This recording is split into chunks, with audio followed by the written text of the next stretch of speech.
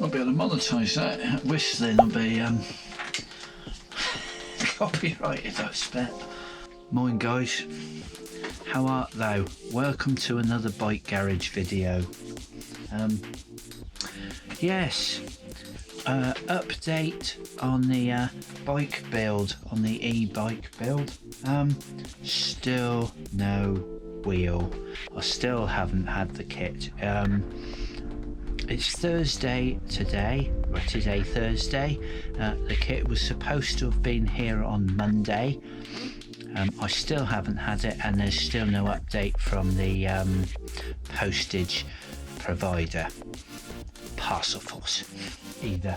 So no idea what's going on, but I'm still having some parts delivered which I need, so I'm going to just be doing bits with them at the moment, just to keep the videos coming, really.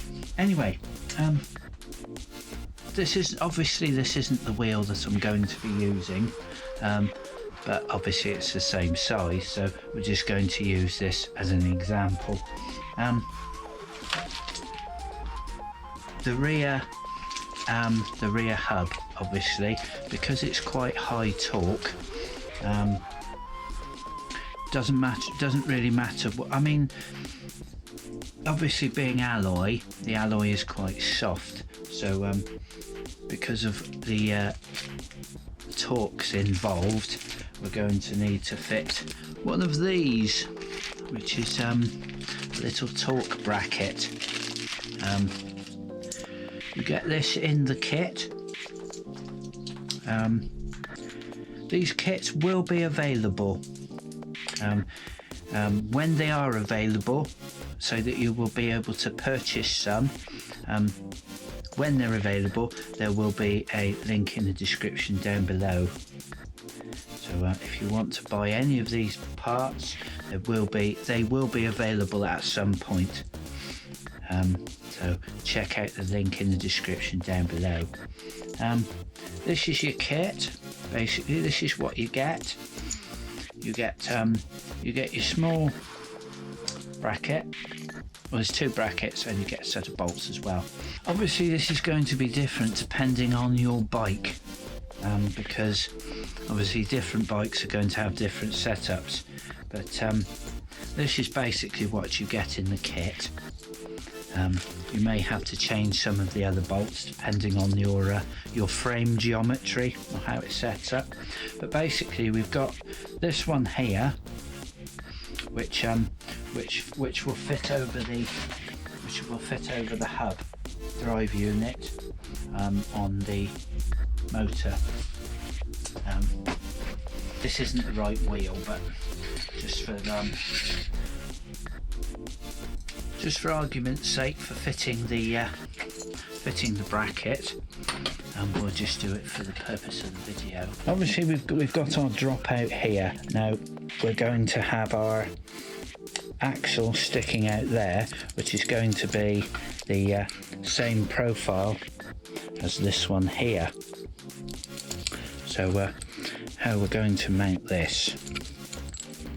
Now obviously, when the wheel is rotating anti-clockwise, so you're looking from the left side of the bike, the wheel is rotating anti-clockwise. The forces are going to be clockwise on our axle, but obviously they're going to be reversing the other way. So we need to decide which way the bracket's going to go. Obviously it's going to twist that way. It's going to go that way. It's going to be forcing against there, but we do have mounting holes for disc brakes on this one.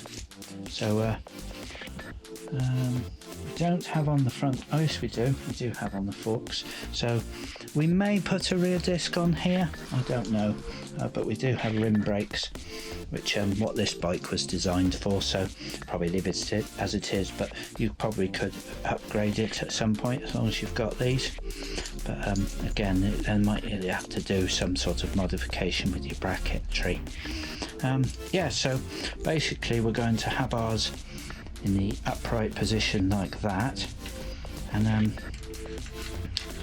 that's going to fit into there, and the other piece of bracket is going to bolt through the hole. Basically like that. Now, as to whether, I don't know which way round this is going to go yet, because I haven't got the motor, but I mean, it may even have to go in there. So if that fits in behind, I don't know what any of the distances are, but I just wanted to make sure that I did actually have the ability to use this on my frame, and as to whether I would need to drill any more holes or anything like that. I can't put it in that one, it's too far away, and that makes the most logical place. Which is pretty good there, because if it's bolted there, as you can see, that nut and bolt, that nut on the back is also going to stop that from twisting as well. So that'll be bolted into the frame as well as stopping it kicking out there, which is going to work well, I think. That's going to be ideal. So yes, but obviously you can't do any more on that one, but just a quick check on those brackets just to see if they're workable, which they are. So that's a good one. That's all right on that. Right, some other added extras. Now obviously you don't need these. You don't really need these, but I wanted to get them, which is graphics. I've taken the blue line off because I didn't think it worked very well. There is a couple of tiny runs in the paint. One there, one there. I didn't want to sand it back again, so I'm just going to put some stickers over it. So it still looks alright. So let's open it up and have a look, see what we've got. Basically, I just wanted a simple set of stickers, just to brighten the bike up a little bit. Like I say, I did find some Mongoose stickers, which is a BMX brand.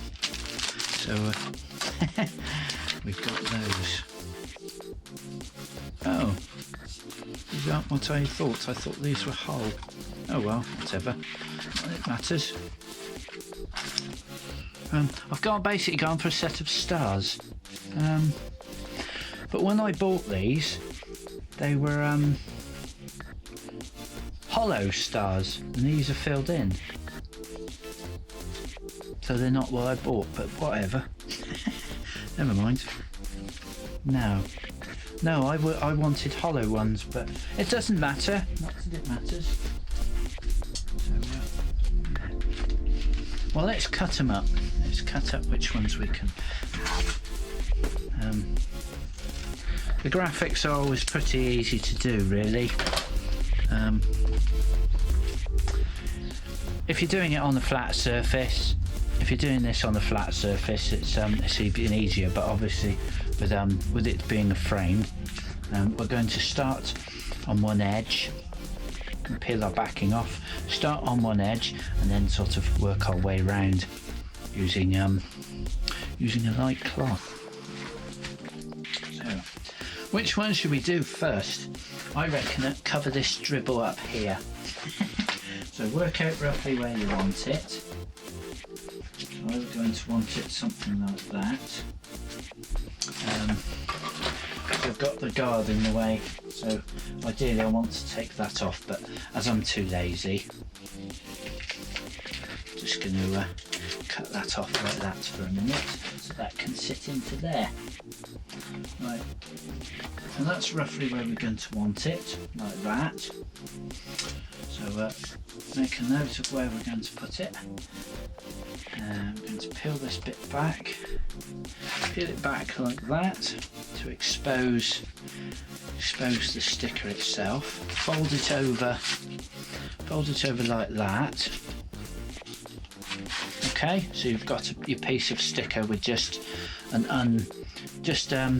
fold the backing down so you've got about a quarter, right? So then you offer it up on the frame again, and then what we're going to do then is just the sticky part there. You guys can see this all right.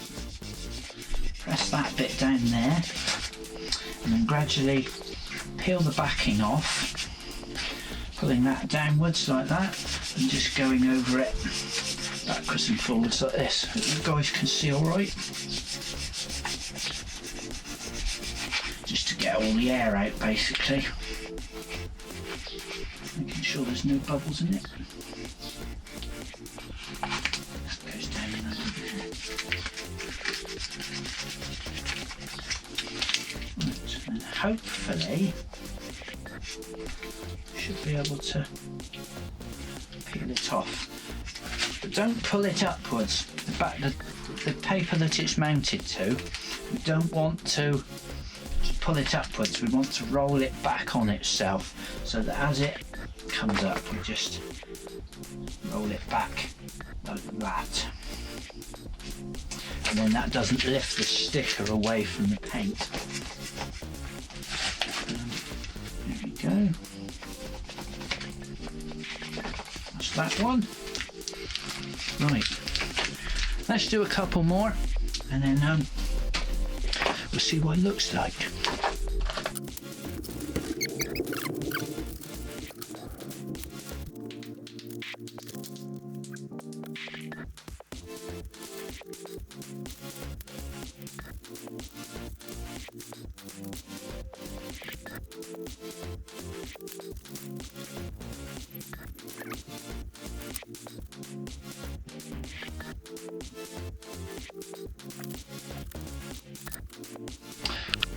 There we are, sorted. What do you think? I think it looks quite nice actually. I've just put one on the front. 1, 2, 3, 4, and that's it.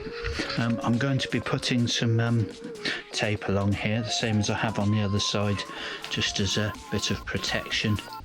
So I won't be putting any stickers on there, but that's it. So hopefully the motor will be arriving soon, so all being well, the next video will be fitting the wheel and start to wire it up. So have a night guys, thanks for watching, see you next video.